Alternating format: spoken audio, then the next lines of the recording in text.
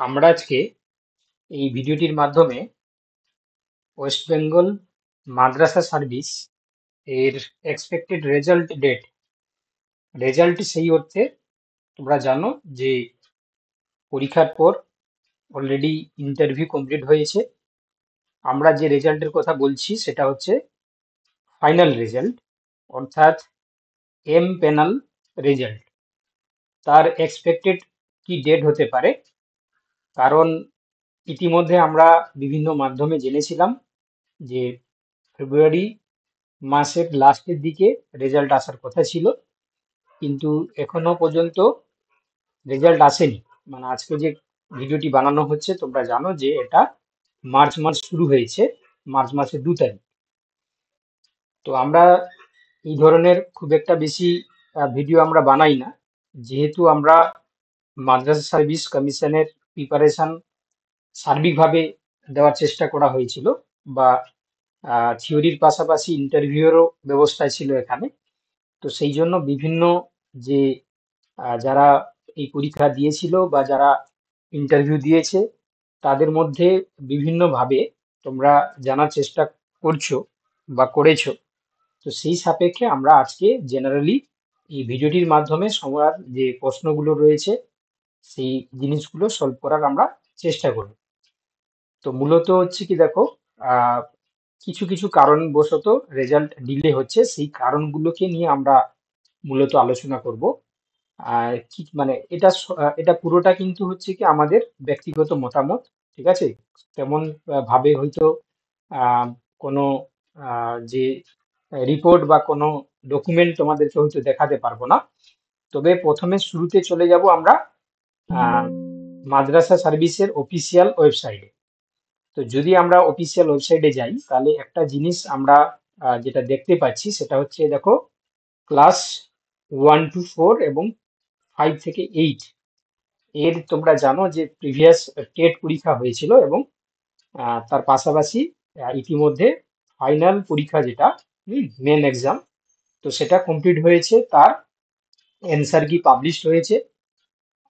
কোথাও মনে হচ্ছে যে পুরো প্যানেল একই সঙ্গেই বেরোবে, অর্থাৎ তোমরা জানো যে এসএলএসটি 9, 10 এবং 11, 12 পরীক্ষা হওয়ার পর তার ইন্টারভিউ প্রক্রিয়া সম্পন্ন হয়েছে। এবার কোথাও মনে হচ্ছে যে এই যে তোমার ক্লাস 1 থেকে 4 বা তোমার 5 থেকে 12, মানে 5 থেকে 8, এই যে পরীক্ষার যে প্যানেল যতক্ষণ না পর্যন্ত রেডি হচ্ছে, কোথাও মনে হচ্ছে যে পুরো তোমার রিক্রুটমেন্ট প্রসেসের যে এম প্যানেল সেটা হয়তো পাবলিশ হবে না। তো এটা একটা জেনুইন তোমার হচ্ছে রিজন হতে পারে। তার পাশাপাশি তোমরা এটাও জানো যে এই দ্বিতীয় ধাপে আবার পরীক্ষা নেওয়ার একটা পরিকল্পনা শুরু হচ্ছে, সেটা আমরা বিভিন্ন সংবাদ মাধ্যম থেকে শুরু করে বিভিন্ন প্রকার যে মিডিয়ার যে তোমার হচ্ছে কি বিভিন্ন যে দিশাবলী সেখান থেকে আমরা জেনেছি। তো সেই সাপেক্ষে আমরা বলতে পারি যে কোথাও যেন একটা মনে হচ্ছে যে এই রেজাল্টটি একসাথেই বেরোবে, যার কারণে একটা ডিলে হচ্ছে। এবার সেই সঙ্গে তাহলে যারা তোমরা ভাইবা দিয়ে এসছো বা যারা ইন্টারভিউ দিয়েছো তারা এখন কি করবে, কোথায় কি তাদের আহ, কি মানে এখন কি করা উচিত বা কি বিষয় নিয়ে ভাবা উচিত, সেই বিষয় নিয়ে আমরা আজকে আলোচনা করব। তো প্রথম কথা হচ্ছে কি, কিছুজন যারা ওভার থিঙ্কিং করছো, ঠিক আছে, এই বিষয় নিয়ে খুবই উদ্বিগ্ন প্রকাশ করছো, তো তাদের বিষয়ে তোমাদেরকে বলে রাখি যে যে ইন্টারভিউ তোমরা দিয়ে এসছো জানো যে 3:2 রেশিওতে তোমরা কিন্তু সিলেকশন পাবে। ঠিক আছে, এমনটা নয় যে ভ্যাকেন্সি হয়তো রয়েছে তোমাদের সবাইকে চাকরি তোমাদেরকে দিয়ে দেওয়া হবে, এমনটা নয়। তোমরা হচ্ছে কি 3:2 রেশিওতেই পাবে। ঠিক আছে, তার কারণ হচ্ছে কি যদি সবাই পেতো তাহলে হচ্ছে কি এর থেকে বেশি জনকে ভাইবার জন্য বা ইন্টারভিউর জন্য ডাকা হতো। তো যেহেতু হচ্ছে কি একটা নিয়ম রয়েছে, গেজেটেড নিয়ম, তোমরা জানো যে 3:2 রেশিওতে মানে 3 জনের মধ্যে 2 জন চাকরি পাবে, একজন কিন্তু পাবে না। এটা কিন্তু বাস্তব কথা, হয়তো অনেকেরই শুনতে খারাপ লাগবে, কিন্তু এটা ঠিক। যারা তোমরা ইন্টারভিউ দিয়ে এসেছো তোমরা হয়তো সবাই চাকরি পাবে না। তো তাদের ক্ষেত্রে দেখো, তোমরা কি করে বুঝবে, এটা বোঝা খুবই মুশকিল, কারণ তোমরা তোমাদের হাতে এই মুহূর্তে রয়েছে তোমাদের নিজস্ব নাম্বার, পরীক্ষা নাম্বার। ঠিক আছে, তো পরীক্ষার নাম্বারের সঙ্গে ইন্টারভিউ নাম্বার যোগ হয়ে তারপরে এমপ্লয়ন তৈরি হবে। তো যারা প্রত্যেকটা সাবজেক্টের ক্ষেত্রে তোমরা আহ, মানে বিয়ন্ড কাট অফ থেকে অনেকটাই হায়ার স্কোর করেছো, ঠিক আছে, ধরো ফর এক্সাম্পল আমি বলছি, ধরো লাইফ সায়েন্সের ক্ষেত্রে, ঠিক আছে, লাইফ সায়েন্সের ক্ষেত্রে ধরো আমরা যদি দেখি 9-10 এর ক্ষেত্রে ধরো 67 কাট অফ থেকে ডাক পেয়েছে, যারা 67 পেয়েছে সেখান থেকে ডাক পেয়েছে। এবারে কেউ ধরো অনেকেই আছে যে যারা সম্ভবত হচ্ছে কি তোমার 75 পেয়েছে, ঠিক আছে, 75 স্কোর করেছে বা 80 কাছাকাছি স্কোর করেছে। তাহলে দেখতে পাচ্ছ যে এই যে তার যে ইন্টারভিউ যে নাম্বারটা ছিল, ঠিক আছে, সেই ইন্টারভিউ নাম্বারটা যখন হচ্ছে কি তোমার তোমার কেউ 67 পেয়েছে এবং কেউ ইন্টারভিউতে ধরো 10-এ 10 পেয়েছে, আর এখানে সে ধরো সাপোজ হচ্ছে কি 8 বা 9 পেয়েছে বা 10 পেয়েছে। তো সেক্ষেত্রে তার অবভিয়াসলি এই 67 থেকে তার যে ইন্টারভিউ নাম্বার যদি ও যোগ করা হয়, তাহলে এটা 77 হচ্ছে, কিন্তু তার সাবজেক্টের মানে পরীক্ষা নাম্বারকেও সে কিন্তু মানে ওভার করতে পারছে না। তো সেক্ষেত্রে কিন্তু যারা হায়ার স্কোর করেছো তোমরা কিন্তু কনফার্ম ভাবে চাকরি কিন্তু এখানে পেয়ে যাবে। তো যারা হচ্ছে কি তোমরা এই কাট অফের কাছাকাছি রেজাল্ট করেছিলে, তোমরা যদি খুব ভালো করে ভাইবা দিয়ে থাকো সেটা আলাদা ব্যাপার। যদি তোমাদের ভাইবা খুব ভালোভাবে তোমরা দিতে পারোনি বা মনোপুত হয়নি, তাহলে তোমাদেরকে বলবো যে এই পরীক্ষার যেটা তোমরা দিয়ে এসেছো, তোমাদের কাজ যেটা তোমরা করে ফেলেছো, তো এটাকে নিয়ে আর বেশি উদ্বিগ্ন না হওয়াটাই ভালো। ঠিক আছে, তোমাদেরকে নেক্সট ফরওয়ার্ড হতে হবে, অর্থাৎ এর পরবর্তী কি পরীক্ষা রয়েছে সেই জিনিসগুলোকে নিয়ে কিন্তু চিন্তা ভাবনা করতে হবে। ঠিক আছে, তো আমার এই কথাবার্তাগুলো আমি মূলত কাউকে আম, মানসিকভাবে আঘাত দেওয়ার জন্য বলছি না, আমি যেটা বাস্তব সেটা তুলে ধরার চেষ্টা করছি।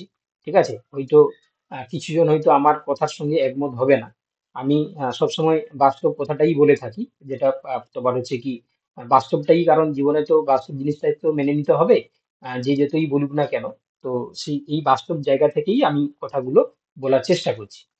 এবার দেখো, যেটা আমি বলছিলাম, যারা তোমার হচ্ছে কাটবের কাছাকাছি তোমরা স্কোর করেছিলে, তোমরা কিন্তু হচ্ছে কি আর এটাকে নিয়ে বেশি উদ্বিগ্ন হওয়ার দরকার নেই। যদি তোমার ভাগ্যে থাকে তাহলে হবে। তোমাদেরকে কিন্তু কি করতে হবে, দেখো আপকামিং যে সমস্ত এক্সাম রয়েছে, তো সেই আপকামিং এক্সামের জন্য কিন্তু প্রিপারেশন শুরু করতে হবে। ঠিক আছে, আর বেশি হচ্ছে কি তোমার ওভার থিঙ্কিং না করে, প্যানিক না করে, বা এইটাকেই যে ভিত্তি করে যে আমরা এটাই হচ্ছে কি তোমার জীবনে লাস্ট ছিল, বা এটাই হচ্ছে কি না হলে আমার আর জীবনে কিছুই হবে না, এই চিন্তা ভাবনাগুলো মাথা থেকে দূর করতে হবে। আমি জানি দীর্ঘদিনের যে একটা জ্বালা যন্ত্রণা রয়েছে, দীর্ঘদিন মানে 2016 সালের পর থেকে কোনোভাবেই কোনো স্কুল নিয়োগের জন্য যে পরীক্ষা সেটা তোমরা পাওনি। তো এক্ষেত্রে একটা যারা সুযোগ পেয়েছিলে, তো সেই জায়গা থেকে তোমাদেরকে বলতে পারি যে আহ, আহ, যারা পাবে ভালো কথা, যারা পাবে না মন খারাপের কিছু কারণ নেই, কারণ বুঝতেই পারছো যে এবারেও কিন্তু ক্যান্ডিডেটের সংখ্যা অনেকটা হাই ছিল। ঠিক আছে, তো সেই সাপেক্ষে তোমাদের কিন্তু আর মন খারাপ না করে আপকামিং এক্সামের জন্য কিন্তু প্রিপারেশন শুরু করতে হবে। ঠিক আছে, প্যারালালি তোমাদেরকে কিন্তু শুরু করতে হবে, কারণ এটা ভেবে বসে থাকা বোকামি হবে আর কি। ঠিক আছে, তো এখানে দেখো আপকামিং যে সমস্ত পরীক্ষার জন্য তোমরা প্রিপারেশন নেবে, যেমন প্রথম যেটা রয়েছে দেখো, ওয়েস্ট বেঙ্গল পাবলিক সার্ভিস কমিশনের মাধ্যমে অ্যাসিস্ট্যান্ট টিচার নিচ্ছে, মাস্টার এবং মিস্ট্রেস। এর পরীক্ষার দিন কিন্তু তোমাদের কনফার্ম করে দেওয়া হয়েছে, মানে তোমার হচ্ছে কমিশনের পক্ষ থেকে। সেপ্টেম্বর মাসের তোমার একটা হচ্ছে তোমার 14 তারিখ, একটা 20 তারিখ সম্ভবত। ঠিক আছে, তো এই সেপ্টেম্বর মাসের এই পরীক্ষাটা যখন কনফার্ম হয়ে গেছে, তাহলে আর নিজেকে হচ্ছে কি দেখো মানে গুছিয়ে না রেখে পরীক্ষাগুলোর জন্য প্রিপারেশন নিতে হবে। ঠিক আছে, তো পিএসসি পরীক্ষা কিন্তু হচ্ছে কনফার্মলি এই পরীক্ষার ডেট কিন্তু এই ডেটের মধ্যেই হওয়ার সম্ভাবনাটা খুব বেশি রয়েছে, কারণ অলরেডি নোটিফিকেশন কিন্তু দিয়েছে। ঠিক আছে, ফর্ম ফিল আপ হয়তো শুরু হয়নি, কিন্তু পরীক্ষার ক্যালেন্ডারে এই দুটো ডেট কিন্তু মেনশন করা রয়েছে, তোমরা সবাই দেখেছো। ঠিক আছে, যদি এখনো পর্যন্ত তোমরা নোটিশটা না দেখে থাকো, তাহলে অবভিয়াসলি আমাদের টেলিগ্রাম গ্রুপে জয়েন করে যাও। সেখানে আমাদের অলরেডি নোটিশ দেওয়া আছে, বা আমরা আবার একবার দিয়ে দেবো। ঠিক আছে, ডেসক্রিপশনে থাকবে লিঙ্ক, তোমরা সেখানে কিন্তু জয়েন করতে পারো। এছাড়া তোমরা আরো একটা পরীক্ষা পাবে, সেটা হচ্ছে কি তোমার ইএমআরএস। ঠিক আছে, ইএমআরএস তোমরা জানো যে আহ, একলব্য মডেল রেসিডেন্সিয়াল স্কুল, যেটা তোমার সেন্ট্রাল গভর্নমেন্টের একটা চাকরি, স্কুল চাকরি। ঠিক আছে, টিজিটি এবং পিজিটি লেভেলে পরীক্ষা হয়ে থাকে। তো এটাও জন্য তোমরা কিন্তু প্রিপারেশন শুরু করতে পারো, কারণ এটাও একটা ভালো পরীক্ষা।